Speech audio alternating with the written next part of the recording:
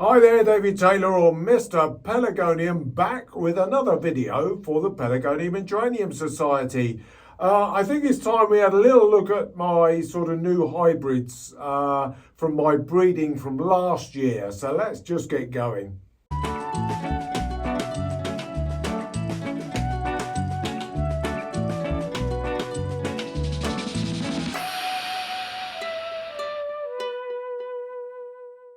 Well, hello there, it's good to see you again. I am actually talking with a little bit of a croaky voice. I've got some kind of virus that I've had for the last few days and my voice is a little bit rough, but it should be fine. I'm feeling a bit better now.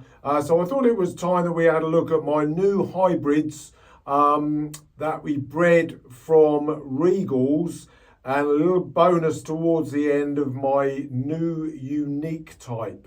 That is flowering away, and it's an interesting one, so we'll have a look at that in a bit. Now, anybody that looks at my own Mr Pelargonium channel will have had a little bit of a preview of some of these.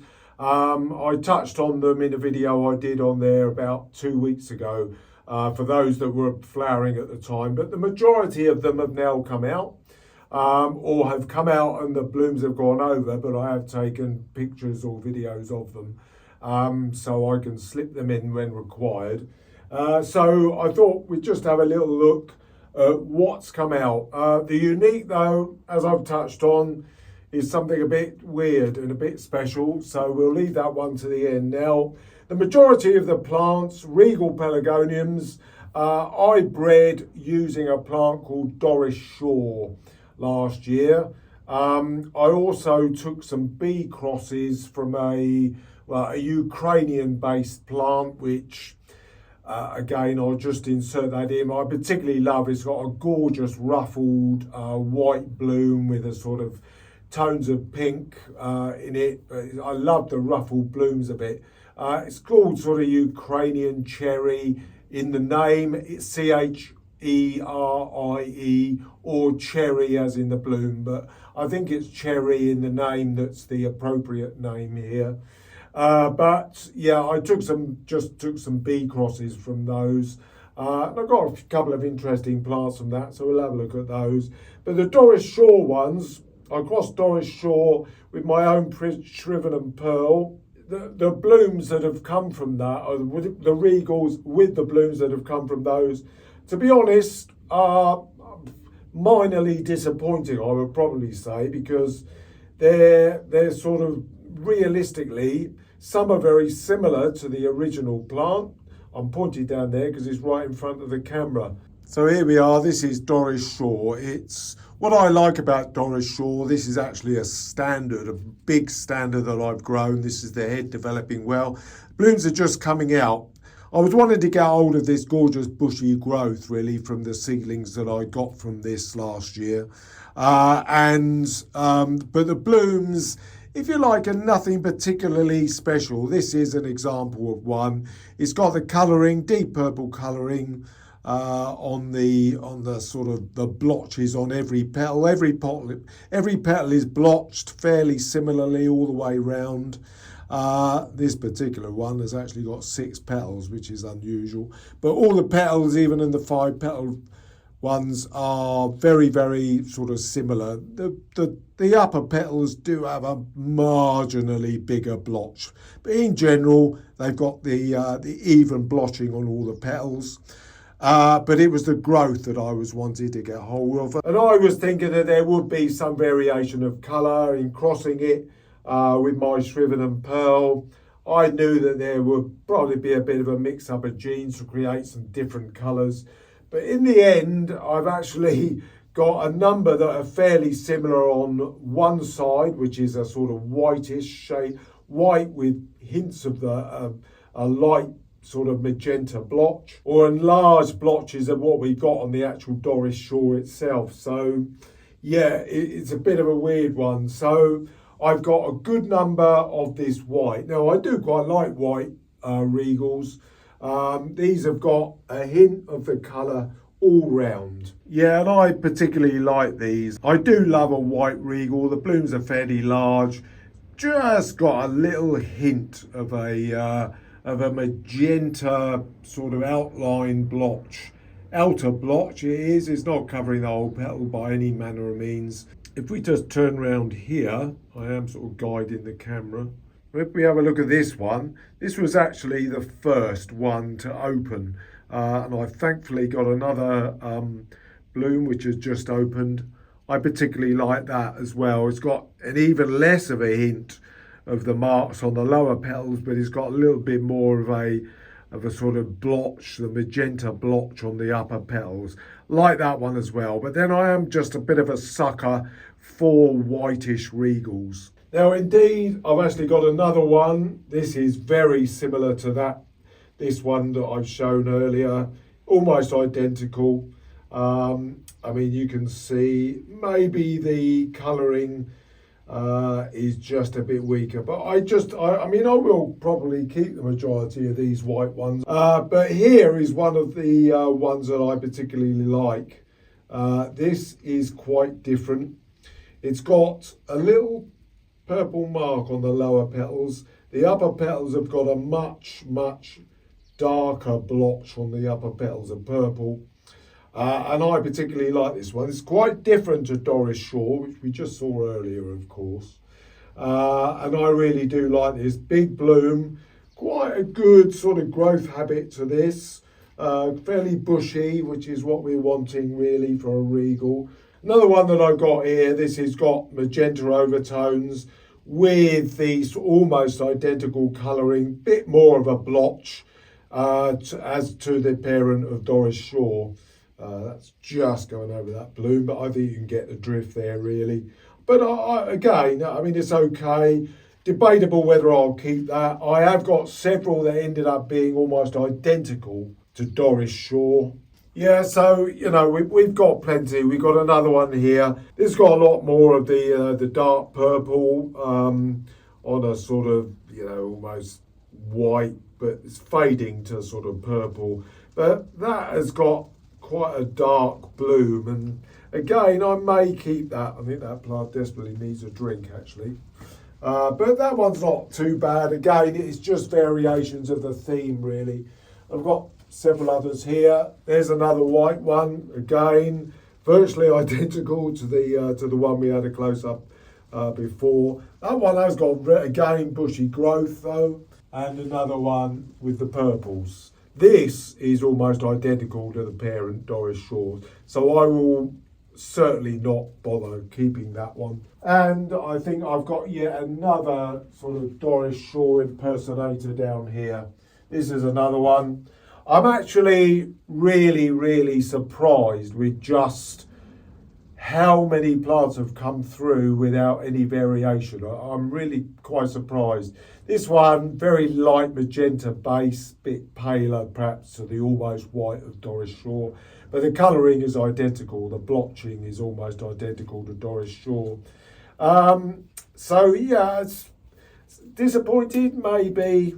Normally when you cross white with white, you pick up all kinds of stuff, which is what I've done in the past. But because I know my Shriven and Pearl has got an awful lot of creative background behind it, as we've seen a couple of 2 or 3 years ago with some of my other crosses that I've had. But yeah, interesting background to that one. So I took some B-cross seeds from Ada Green, which is a big colourful thing that is buried over there. Now Ada Green did win one of the best new plants at the Chelsea Flower Show back in 2001, I think it was, in the days when Derek Lloyd Dean Pelargonium Nursery, he used to have a stand at Chelsea and, you know, put all of his new releases out in sort of mid to late May when Chelsea is held. And Regals, of course, are just going then if you're not stopping them. This is Ada Green, and rather bizarrely, I've had 3 seedlings that I bought through the winter. 2 are absolutely bang on identical to Ada Green. So they've been disposed of purely because I just don't have the room to keep them. But I had a really nice fiery red one. And I'll insert a picture of that because unfortunately the bloom's gone over and there's another bloom coming which isn't quite out yet. Now the biggest problem with it though is it does tend to shatter, which means that in warm sunshine or in bright light, the actual pigment just completely fades off. So if a particular seedling has got a character that you really want to retain, you can keep it for future breeding use. Right, now the Ukrainian Regal that I'll just insert a bit of a video here from it. So I've got some bee crosses from that as well. And one of them was this giant thing down here, which has been almost bizarre. But this is quite a nice red. Don't know where to start with it really. It's absolutely huge. It's been so strong growing. There's the blooms. If I can sort of hold them like that. I've got two together there, but this really is quite nice. I really like this one. It's sort of I don't know what you'd say, fiery red with deep crimson blotches, white centre, nothing overly special, but slightly frilly. It's picking up the frilliness from the Ukrainian plant there, but where it's got this size from, I don't know, because this is obviously a seedling which has just gone absolutely nuts. And that's almost certainly one that I will keep. I'm having to put a stake in here just to hold up the basic plant. I've got another one which is not quite as giant as this, which has got not a dissimilar bloom. Now, it's going to take me a couple of days to edit that. The actual bloom went over, but I've got some other ones following on. I will take a picture and insert it now if the bloom has come out by the time I publish this video. Yeah, so it just goes to show that you can let the bees do the work for you. On the playlist there, which I'll just link up in the corner there now, I mean, all sort of how to harvest seed and all that kind of thing. So, I don't need to go into that now, but there's plenty of information in the hybridizing videos playlist. To tell you how to harvest seed and that kind of thing. So it's well worth having a go, even with the bees just cross-pollinating your plants. Right, so cut and edit. I've actually just moved all my plants, the other plants, back into their respective little holes. And we come to the star of the show, shall we say. This is the Unique. Now, I have actually sort of shown this Unique through the time and over the winter. It's been growing like crazy. Have a look back. I've probably got some of my original videos taken in the last since August of last year when this was sown, showing this plant growing on. It's always been strong. Now, you may remember, if you cast your mind back to my hybridizing last year, on the sort of unique scented variety Orset. I was crossing Orset with a good number of Regals to try and get some seeds. And realistically, it was a marginal failure. I got two seeds. I got two seedlings from two seeds. One was really weak and just died. The other was this strong butte, which has continued to grow up. It budded up. I didn't know what I was going to get from it, really. I thought it was crossed with a plant called Layla, which I will actually just put a picture of or small video of now. Because I had tied branches, I had labelled branches on the giant Orset that I used to have down here. It's outside now, but so it was quite interesting how it was going to come out. But here it is. I'm actually shocked to see that it's actually spotted. Yeah, it's got spots, and I'm absolutely shocked because I want to say that this is almost certainly, I think, the first Unique that's got a spotted bloom. Now, there may be other experts out there. I know there are a good number that view the channel, but I'm going to say I don't think there are any other spotted Unique type plants out there. Now, Edna Popperwell bred Orset, as well as a number of others where she did a lot of Unique and Regal crossing, plants like Orset, Ashby, Copthorn. There's a good number of them. But as I say, these were from Orset, and I crossed with Regals. But we've got this like fiery red bloom, I would say, darker blotch, but it's all mottled. It's mottled with dark spots all through. Every single bloom is the same, which is a really, really good start. The other thing, of course, is even more interesting is that the reverse is even more spotted than the front view of the bloom. So the reverse, which we can clearly see here, is, shows the mottling and spotting perfectly. And as I said, one of the great things about it is that the blooms are very uniform. Every single one is identical. It's blooming fairly regularly, which is good. There's quite a lot of bloom going on it, but the blooms are quite sizable. I would say good 3 centimetres across, even maybe getting on for 4 centimetres across. So quite a large bloom, certainly as big as Orset. Now, the unfortunate thing is I have not got an Orset that's out at the moment. Very, very, very different colouring to Orset.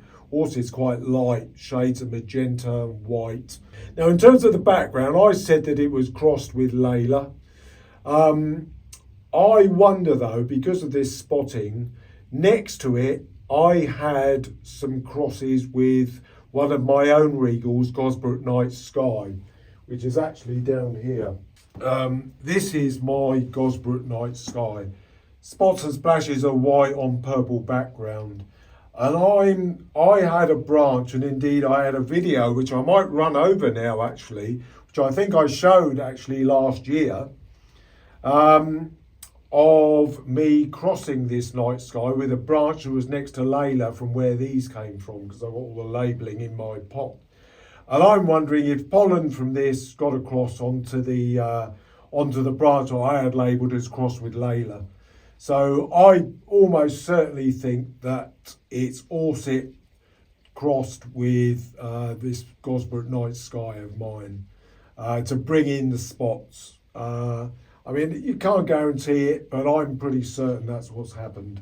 Some stray pollen just got across onto the Layla stem that I had labelled up to produce what we see here. But the reverse is incredible. The reverse is so spotted. You can clearly see the spotting coming out on the reverse of the new bloom. So, yeah, I'm very impressed. But to get one seedling that produces something very different, which is what you're looking for, I'm staggered. The key thing with it, though, is it is just so strong growing. It's going to be an easy one to grow. I'll have to get cuttings from it and get it over to, say, Fibrex to trial. Yeah, so there we are. Interesting stuff. I thought it was about time I just did a summary of my my little bit of hybridising that I did with Regals. But the hard work that went into the production of my one Unique, which I got, in the end, thankfully was worthwhile, because I did an awful lot of work on that last year to get, in the end, just one seedling. But it has produced something a little bit different, I'm hoping. I think that's just about it. I'll wrap this one up now. The rain's just beginning to really bash onto the roof. I am filming this, I like to say when I'm filming, 4th of June. Now, that does mean that we're only, around 2.5 weeks to the show. I sometimes do have a sort of bit of a preview of some of my show plants before the show. I'll hopefully be able to fit that in maybe next week, because certainly the show week is always massively busy. I don't have time to do a video then. Hopefully my voice has recovered a bit by then as well. So next week I'll do a sort of bit of a pre-show video for the Pelargonium and Geranium Society. The show, as I said, is on the 22nd of June at Wisley. Wisley, of course, are the RHS's main sort of gardens in Surrey there. So if you're down south in the southeast, maybe have a think about popping along on the 22nd of June. We've got Plant Heritage, we've got Fibrex Nursery going to be there selling pelargoniums. So there's going to be a lot to see and get and be able to purchase. So maybe have a think about getting along there. So as I said, I'll perhaps see you towards the end of next week. So I'll see you all again very soon. Bye-bye from me for now.